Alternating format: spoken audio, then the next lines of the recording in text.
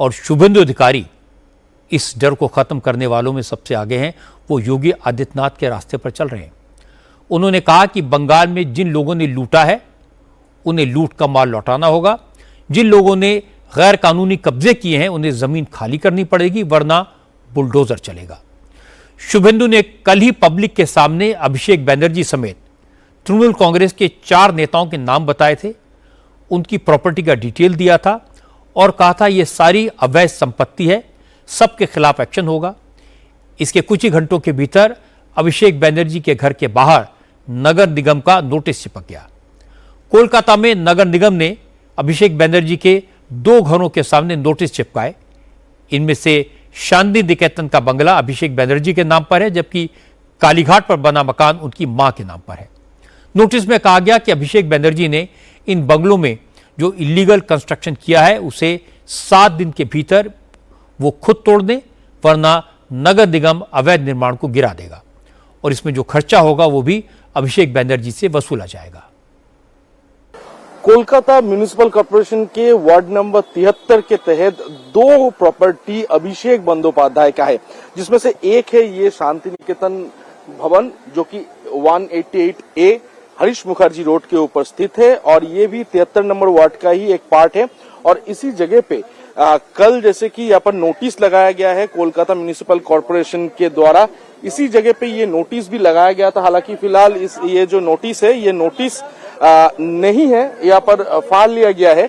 तो इस नोटिस के दौरान इस घर के लिए जब घर बनाया गया था तब क्या सभी कानून मानते हुए क्या ये घर बनाया गया था, क्या एक्स्ट्रा कोई कंस्ट्रक्शन किया गया था, इसी बारे में 7 दिनों के अंदर जितने भी दस्तावेज है वो दस्तावेज जमा करने के लिए कहा गया है।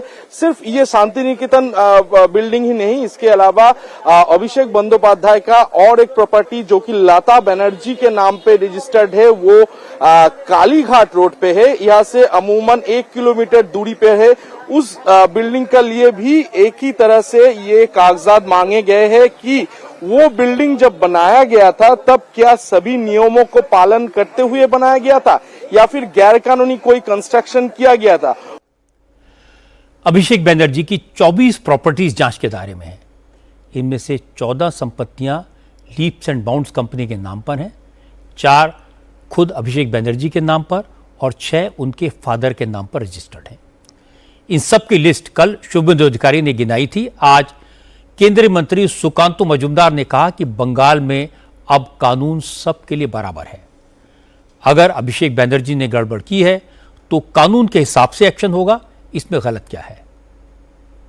इलेक्शन के बाद बंगाल में सरकार की परिवर्तन हुई है और अभी जो भी होगा कानूनी तरीके से होगा।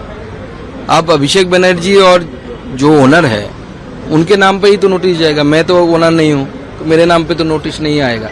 अगर कुछ इलीगल कंस्ट्रक्शन हुआ है, बीइंग ए पॉलिटिकल लीडर नहीं करना चाहिए। मैं सिर्फ इतना ही बता सकता हूं। अब समय का फिर देखिए, अभिषेक बैनर्जी को नोटिस भेजा है कोलकाता नगर निगम ने और नगर निगम के मेयर कौन है? ममता बनर्जी के करीबी फिरहाद हाकिम। हालांकि आज फिरहाद हाकिम से पूछा गया इस नोटिस के बारे में तो उन्होंने कहा उन्हें इसके बारे में कोई जानकारी नहीं है। तो दादा आपके रहते दादा किस प्रकार से नोटिस हुआ आपको चल रहा है दादा? तो हम हर नोटिस हमको क्या बोल के करेगा? तो आपकी पार्टी के राष्ट्रीय महासचिव को कहा जा रहा है कि वो अवैध घर में रहते हैं। आपके ही पार्टी के राष्ट्रीय महासचिव को कहा जा रहा है कि वो अवैध घर में रहते हैं और कोलकाता के मेयर बोल रहे हैं मुझे पता नहीं है। पता नहीं है। मेयर साहब के लिए इन सवालों का जवाब देना काफी मुश्किल है। बंगाल में अब हर उस शख्स पर एक्शन हो रहा है जिसने ममता राज में अवैध तरीके से कमाई की। ईडी ने विश्वजीत पोद्दार उर्फ सोना पप्पू को भी गिरफ्तार कर लिया है। सोना पप्पू पर अवैध वसूली और मनी लॉन्ड्रिंग का आरोप है। कोलकाता पुलिस के डीसीपी शांतनु सिन्हा ने सोना पप्पू को प्रोटेक्शन दिया। उसके साथ मिलकर करोड़ों रुपए कमाए, इसलिए शांतनु सिन्हा भी ईडी की गिरफ्त में है। आज जब पप्पू सोना को मेडिकल के लिए हॉस्पिटल लाया गया तो वहां मौजूद लोगों ने चोर चोर के नारे लगाए।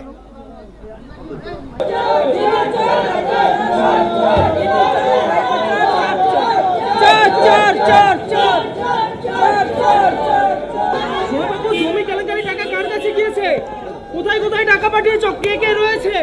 अब लोगों के नारे इस बात की गवाही हैं कि लोगों में कितना गुस्सा है इन सारे लोगों को लेकर के। और बंगाल में जो घोटाला करने वाले, कटमनी वसूल करने वाले, सरकारी जमीन पर कब्जा करने वालों के खिलाफ जब एक्शन हो रहा है, उसका ऐलान शुभेंदु अधिकारी ने पब्लिक के सामने किया था। कल शुभेंदु अधिकारी जिस अंदाज में बंगाल को लूटने वालों के खिलाफ एक्शन की बात कही थी, उसे देखकर आपको अंदाजा होगा कि बंगाल में आगे क्या होने वाला है। कलकत्ता कॉरपोरेशन से फाइल मंगा था, 4 नाम बता रहा हूं, 4 नाम किस तरीके से ये लोग लूटा है बंगाल को आप लोग को पता नहीं है। ये लूटने वाला आदमी को छोड़ने वाला आदमी नहीं हूं हम लोग। बताओ 4 नाम। एक बेलेघाटा का राजू नस्कर, 18 प्रॉपर्टी।